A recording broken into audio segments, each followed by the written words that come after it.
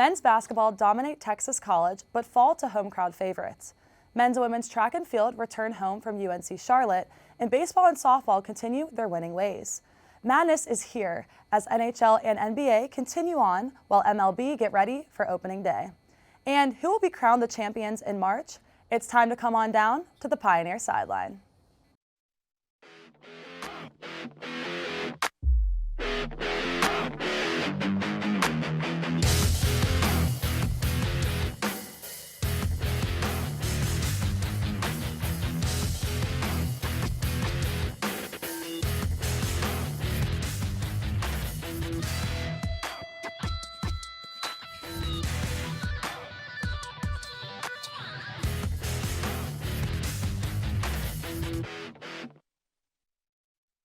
Everyone, and welcome back to Pioneer Sideline. I'm your host, Natalia Hillen. Number 8 seed Point Park University had a long road trip to Henderson, Tennessee on Wednesday to play in the first round of the NAIA National Championship against number 9 seed Texas College. The Pioneers played Friday evening and got the win 71-84. Point Park set a new school record for victories in a season and earned their first NAIA National Tournament win since the 2000-2001 season. Late in the first half, Point Park had an 18-point lead over Texas College, with Nate Van shooting a 3 for a 45-27 lead at the 2:02 mark. Texas College made a run to close out the half, but the Pioneers were still leading 46-34 at the break. Joe Valerie scored 17 points by halftime. He got 3 trays in the first 20 minutes and was 8 for 12 shooting in the first half. Jordan Stowe had a night by scoring 14 points and came on 3 for 3 from the floor, 2 for 2 from the arc, and 6 for 6 at the foul line. In the first half, Point Park shot 58%. In the second half, Valerie scored another 10 points, and Stamps put up 11 points and 6 assists. Van added 2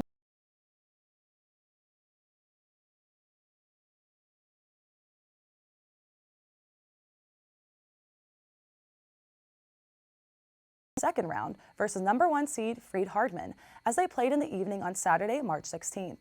Saturday's matchup was between 2 of the top 15 teams in the country, judged by the NAIA Top 25 poll. Point Park was ranked 15th and Freed Hardman was ranked 5th. The Pioneers gave it their all on the court, but took an unfortunate loss of 67-84. Key game leaders were Joe Valerie with 25 points, Nate Van with 13, Jalen Stamps with 11 and 8 rebounds, and Nazareth Fisher leading the glass with 13 boards. In the first half, Point Park was leading 19-18 and 36-34. Stamps got trays and Jameson Smith, who got all 9 points in the first half. He hit a jumper to keep the Pioneers leading 38-36 at the break. In the second half, Freed Hardman got out early for a 49-41 advantage after the 8-0 run. Shortly after, Point Park responded with scoring 9 points to get things back to a close game. During the 9-0 run, Valerie was 7 for 7 on free throws. For the Lions, 6'5" guard Geraldo Lane scored 26 points, with 17 of them in the second half. After his strong play, FHU was leading 62-54 with 8:05 remaining. Unfortunately, the Pioneers did not hit key shots as FHU got the momentum going. The final score was 67-84 Freed Hardman. Overall, Point Park finished their season 30-3 overall and set a program record for most wins in a single season. Congratulations to the entire men's team for making it this far and having your first national tournament win in 23 years. Also, congrats to all of the seniors combining the last 2 seasons. Seniors were 53-10 overall. After the break, we recap the track meet and baseball games from this past weekend. Stay tuned.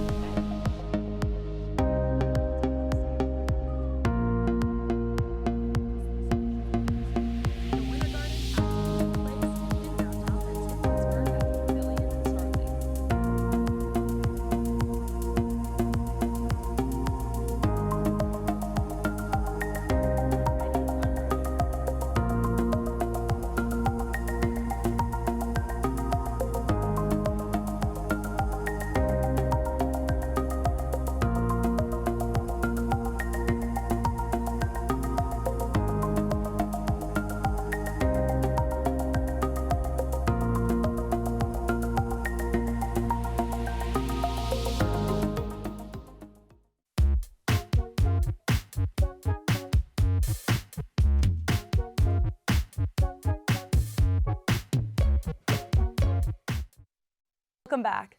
Now let's send things over to Hannah Bazet to recap the track team's first outdoor meet in UNC Charlotte. Hannah? Thanks, Nat. The outdoor track season began with an exciting meet at UNC Charlotte this past weekend. At this NCAA Division I meet, our Pioneers had 4 school records, an NAIA national qualifier in the high jump, and several top 5 placements. Starting things off with our women's team, sophomore Maya Greschter had an insane meet, competing in 4 events and leading the Pioneers in each of them. First, she competed in the 100 meters, running 12.56 seconds and taking home 20th place. That time set a school record. She also tied the school record in the 400 meters, running 58.09 seconds, which gave her 6th place in the meet. Greschter also competed in the long jump, getting 19th place and anchored the 4x100 relay that set a new school record. Alongside Greschter, Diamond Rush, Emma Romer, and Rakia Ellsbury all competed in the 4x100 and broke the 7-year record with their new time of 48.82 seconds. Rush also competed in the 100 meter, where she took 26th place, and ran in the 200 meter track, where she set the school record for the 200 meters with her time of 25.22 seconds. Dual sport athlete Emma Pavlik also had a big meet, qualifying for NAIA Nationals in the outdoor high jump in the very first meet of the outdoor season. She qualified with the NAIA B standard and took home 5th place. Her jump of 1.65 meters was just 2 centimeters off of her school record as an NAIA All-American. Congratulations, Emma! The hurdle showcased Sideline's own Natalia Hillen, who placed 17th with her time of 15.21 seconds, and Romer in 25th at 15.99. Both of those times are among the top 5 in team history. Rush and Hillen also competed in the 400 hurdles, placing 12th and 14th respectfully. Allison Palacio PR'd in the 1500 meters with a time of 4 minutes and 49 seconds. And finally, Lena Single competed in javelin and threw 31.60 meters, the 3rd best toss in team history. Congratulations, ladies. Now moving on to our men's team. Jakob Blatnick is an NAIA national qualifier in javelin. He brought home 7th place with his throw of 58.05 meters, hitting the NAIA A standard. He was also named RSC Outdoor Field Athlete of the Week for all of his accomplishments. Congratulations, Jakob.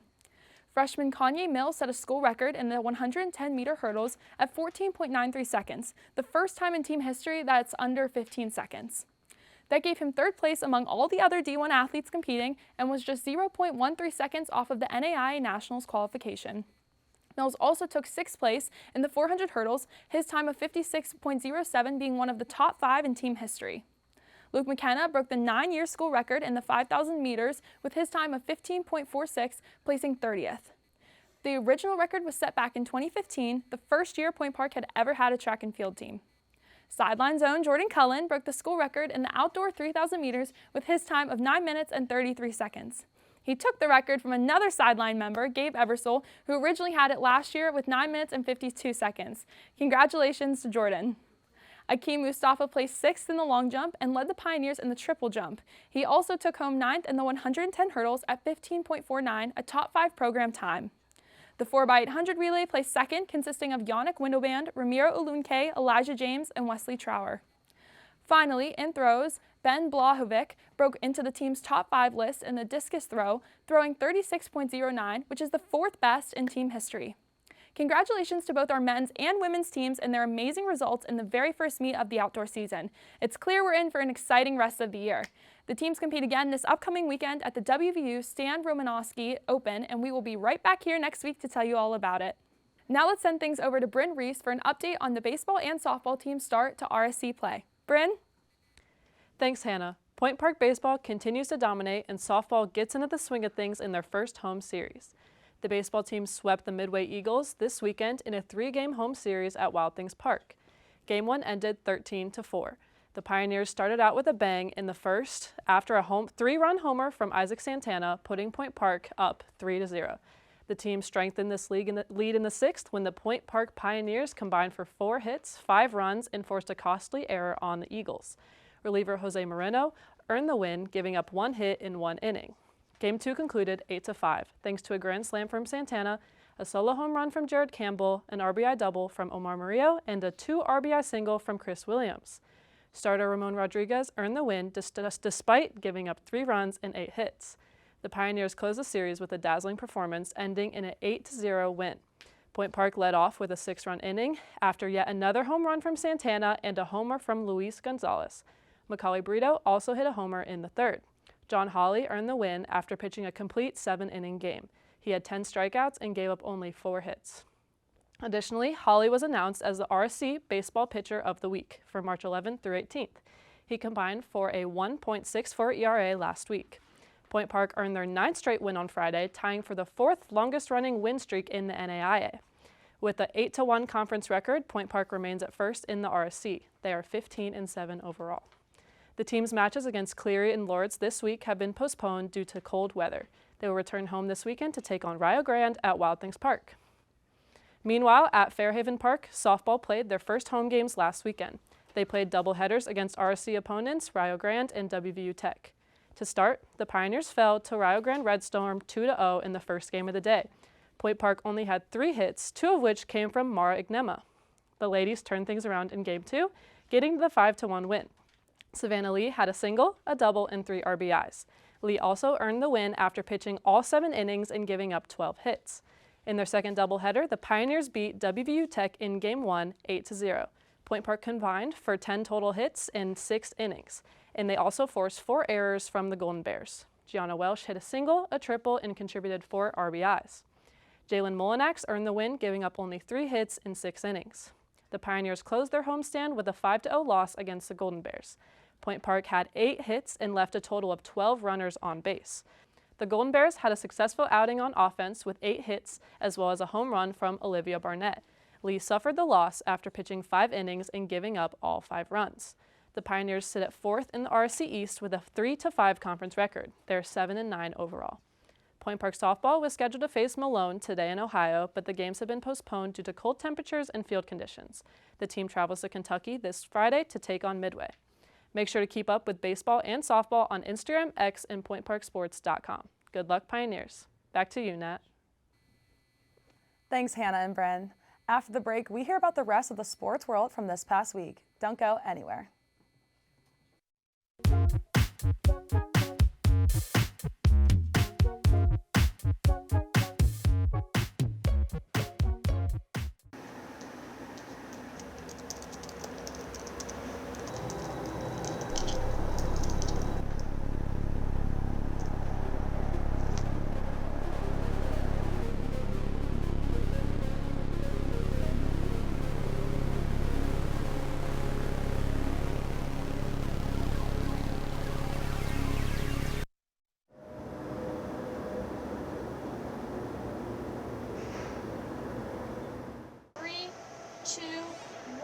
Take them cue and open their mics.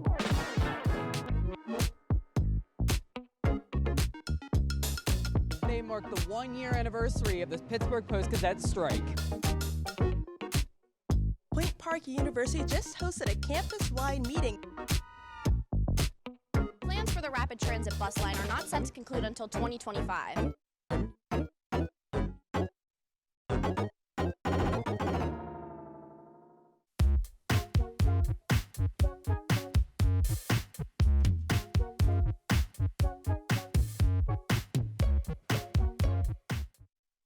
Welcome back. Now I'll be sending things over to Nick Shermito for all things locally. Nick? Thanks, Nat. The Pittsburgh Penguins have managed to somehow crawl up in the standings and get closer to a playoff spot. The team is currently 6 points out with 15 games left in the season. The team managed to get a point after falling 2-1 in overtime to the Ottawa Senators last Tuesday, but rebounded nicely with a solid 6-3 victory over San Jose on Thursday. On Saturday, the team looked good, but unfortunately fell 7-4 at home to the New York Rangers. However, in a St. Patrick's Day showdown versus the Detroit Red Wings, the Penguins picked up another 6-3 victory. The team looks to carry their momentum into Newark as they take on the New Jersey Devils tonight at 7. Switching gears to the Buccos now, as spring training continues. The Pirates are off today after playing 4 games in the last 3 days. On Saturday, the split squads first hosted the Detroit Tigers in Bradenton, in which the Pirates unfortunately fell 6-4. The other squad, however, took on the Atlanta Braves in a close 4-2 victory for the Buccos. On Sunday, the team continued to fire away as they defeated the Tampa Bay Rays 8-4, and followed that up with an 11-2 victory over the Philadelphia Phillies.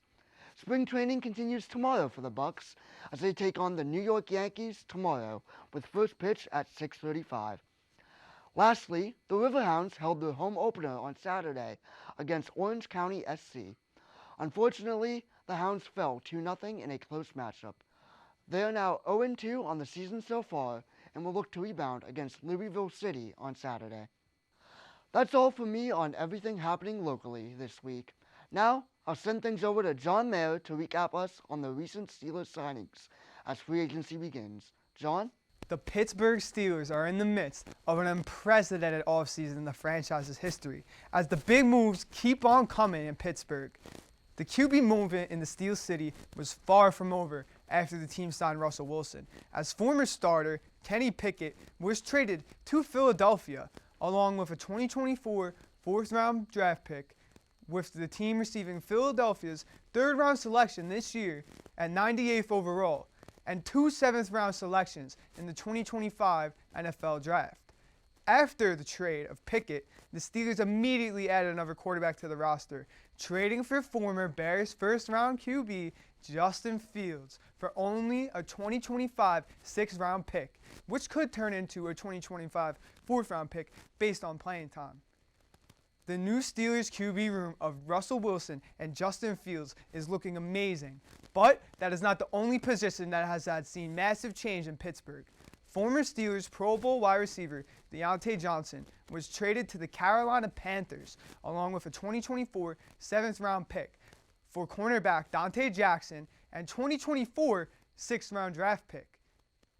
After the trade of Johnson, the Steelers signed former Rams and Falcons receiver Van Jefferson, and he will now be catching passes from Russell Wilson in Pittsburgh. The Steelers also signed former Ravens and Dolphins safety Deshaun Elliott, who should start next to Minkah Fitzpatrick next season at safety.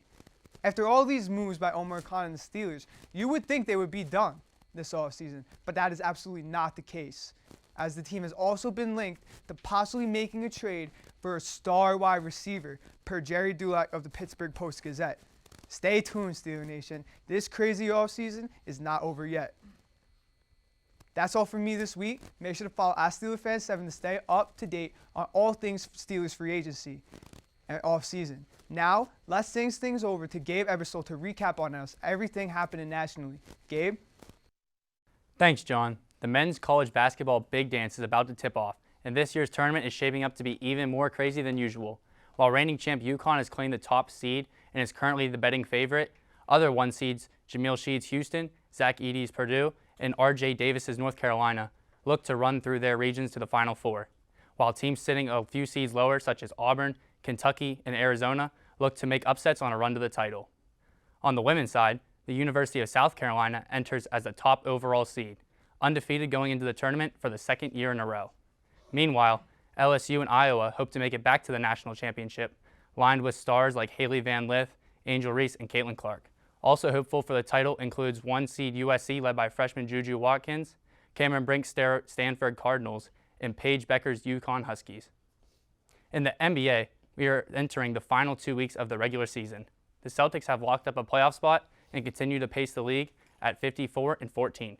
The Thunder and Nuggets are locked in a straight-jacket tight battle back and forth race for the top seed in the West, but also for the MVP as well. We'll keep an eye on the seeding that changes day by day. As it currently stands, we inch closer to a rematch between the Lakers and Warriors in the play-in, and the 5th seed in Magic look to get a chance to win their first playoff series since 2010. Luka Doncic is still the league's premier scorer at 34.4 points per game. Tyrese Halliburton and Trae Young are moving the ball for the most assists out east, and rookies Victor Wembanyama and Chet Holmgren ranking first and third in blocks per game respectively. Moving over to the NHL.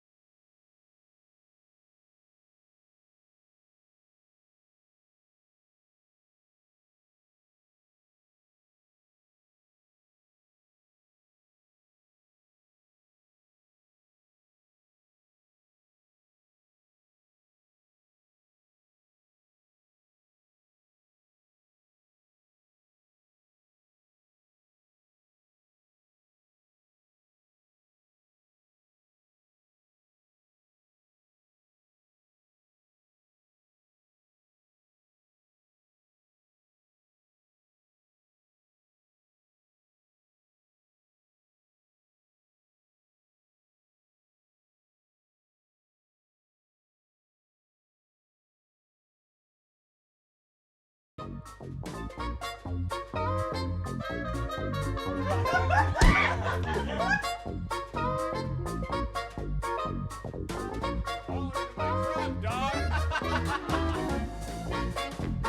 a tough crowd.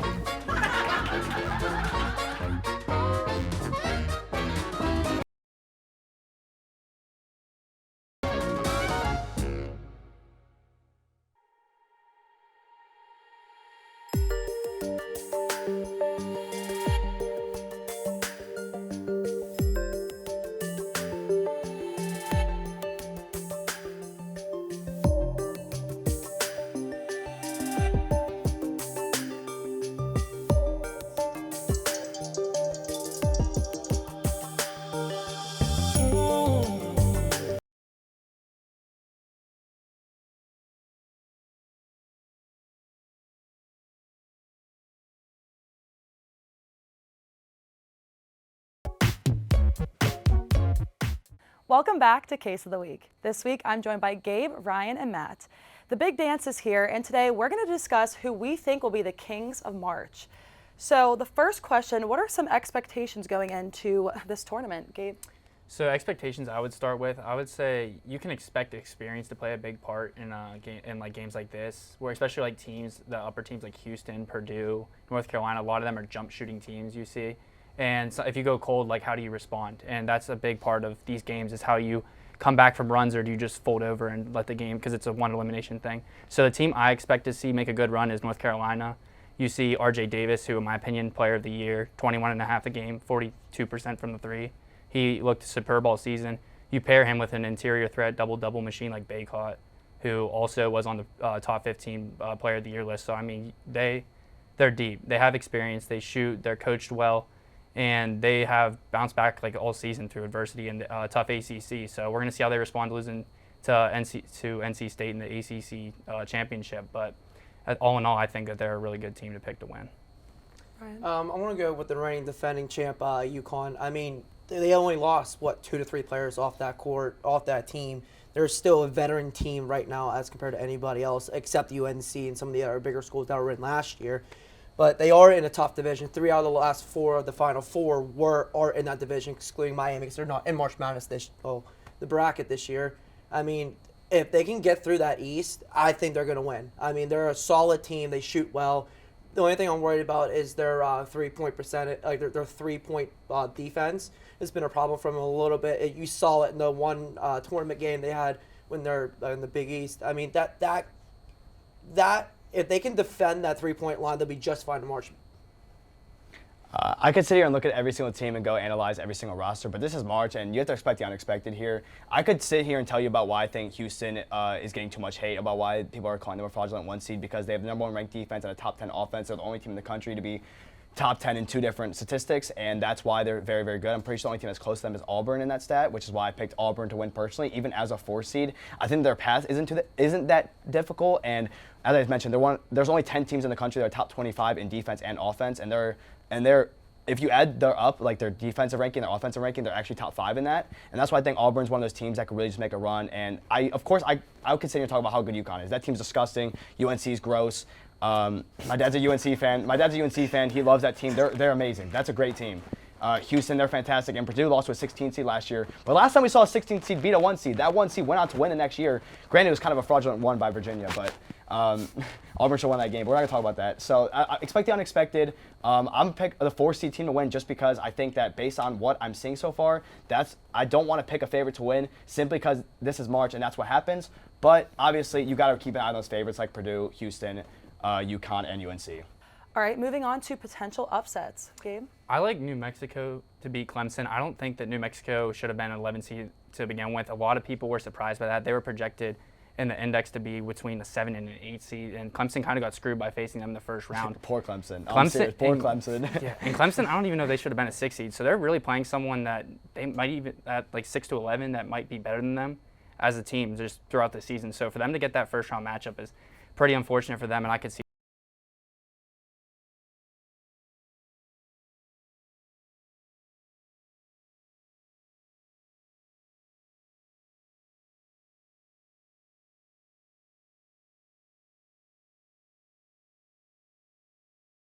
Pittsburgh team does and play down to their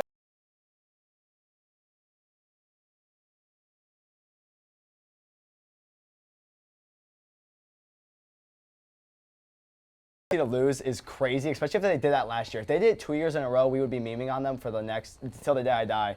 That is ridiculous. I'm sorry, Ryan. It is so crazy to predict the one seed that lost last year to lose again. But there's a point. They're 7-0 against top 25 teams, and they have 4 or 5 losses this year. Like they lost to somebody. So like these games are, they're one game, and especially a team that like Zach, they give it to Zach Edey in the paint. And they just have shooters. Like if they go cold for one game, they could realistically lose. No, you're right. No, you're right. Their play style is probably like the easiest to beat out of all the one seeds. Other than like, I think Houston's offense is like the funkiest offense in the country. But like Purdue, but I just can't see myself sitting here saying that Purdue is going to lose to another 16 seed. My upset is Drake at the 10 seed. I don't know why. First, Drake winning their conference just like really bumped them up. And last time they were in this position, they played a really tough BYU team a couple years ago. Granted, they lost, but BYU was also technically the better team by a long shot. While Drake doesn't have any disadvantage against their opponent. It's like, I was going to say Clemson, and I also was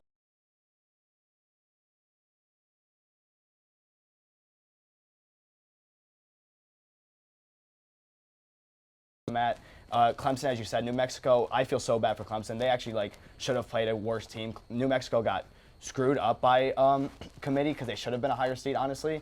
But that's why Clemson and I can't see the 16 seed beating Purdue again. I think there's a 1 seed that would lose. It would be Houston. But I would probably say Drake maybe making a little bit of a run. And JMU, they play Duke in the second round, so that's why I think their run might come up short. But if they get past Duke, we might see a 12 seed going far. But well, who else do we think is going to have a Cinderella run coming up? I could see NC State, if I'm being honest. I've seen them play in person a couple times this year, and their center is just, regardless of who you are and who's on your team, it's really hard to have the personnel to guard him. He's 280, like 6'10". He can shoot from anywhere. He's a great passer, so you can't send a double at him. And they have great shooters around, so I could see they have good perimeter defense, timely three-point shooting, and they have that guy to make the run, and I think that could center well for them this March. So. I actually have someone you mentioned earlier, JMU. I mean, yes, if they win the first round, they play Duke. But again, Pitt beat Duke at Duke. I mean, it's possible for JMU to step in there and beat a Duke team. They are a 31-win team. I mean, if they do what Pitt did was dominate the backboard, shoot well, they'll be just fine against Duke. And they're a hot team because they're hot because of their football team. They're hot because how schools are around these teams right now. So I actually have JMU doing pretty good this year. Yeah, those are probably other picks right there. I would see one sleeper team is Utah State, though. I don't know why that 8-9 matchup, those are always like back and forth, but Utah State, just the way that they're able to be so well-rounded on both sides of the ball, and they never are like elite, like poor on defense, elite on offense, which is something that ends a run all the time. They're just able to get down to that like balance, and that's one thing that really, really floats well in the tournament. Thank you, guys. I'm excited to see Duquesne versus BYU. That's going to be really exciting. BYU's going to wax them, but sorry. Pittsburgh, home college. So I'm excited for that game. We'll have to see the rest of, the big dance. Well, that's all the time that we have for this week. Be sure to join us next week at the same Pioneer time, the same Pioneer channel, and the same Pioneer Sideline.